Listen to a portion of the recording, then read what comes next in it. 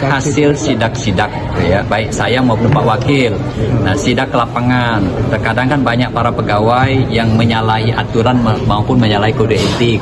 Nah, ini teman-teman sekalian ada mekanisme dan prosedurnya. Pertama, hasil temuan itu kami langsung kontak kepala BKD maupun inspektorat untuk dipanggil, juga diklarifikasi dalam bentuk BAP. Siapa saja timnya?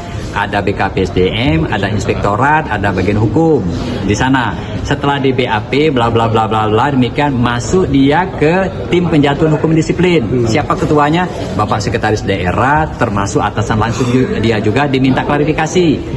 Apabila hasil klarifikasi itu memang tidak memenuhi kebutuhan apapun sesuai dengan kode etik maupun aturan, maka dari hasil rapat tim penjatuhan hukum disiplin itu bisa ringan, sedang maupun berat disampaikan kepada wali kota. Wali kota sebagai apa? Pejabat pembina kepegawaian. Di sanalah saya memutuskan apakah dia harus kita berikan hukuman ringan, sedang ataupun berat. Beratnya apa? Bisa jadi itu penurunan pangkat dia dalam rangka 1 tahun dan lain sebagainya.